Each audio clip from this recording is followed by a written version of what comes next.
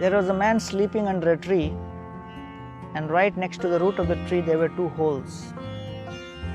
From one hole a snake came out, saw the sleeping man, bit him slightly, and rushed back into the hole to hide himself.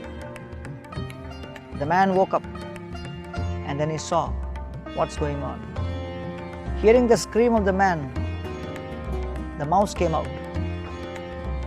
And the man saw the mouse, and the man surmised that the mouse has bit me, and he felt it's not a big deal.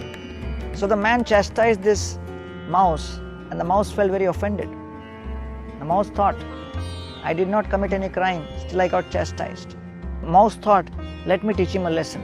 So he got up, and then he bit the man, and immediately went and hid inside the hole. And the man screamed and woke up. Hearing the scream, the snake came out, and the snake came out of the hole, and then the man turned around and looked at the snake. He looked at the snake and he got a heart attack and he died. Now the question is, who killed the man? Did the mouse kill the man? Did the snake kill the man? No. The fear which was there in the man's heart, that killed him. And therefore, many of us have unlimited fears and phobias in our heart. And many times those fears prevent us, stop us from experiencing our full capacity, from realizing our dreams. And so Shastras describe, Mana eva manushyanam karanam moksha bandhayoho bandhaya vishaya sanga muktei nirvishayam manaha. It is described that the mind is the cause of happiness, the mind is cause of distress. Mind is the cause of bondage, the mind is the cause of liberation.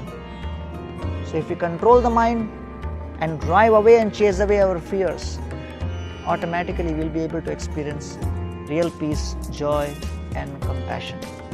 So let us dedicate our lives to the pursuit of controlling the mind, eradicating the mind of all the fears and depressing thoughts and anxieties by connecting with mantra.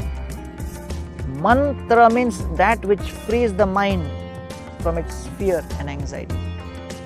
And the place where the medicine of the mantra is given is called mandir, or the temple, the hospital for treating the mind.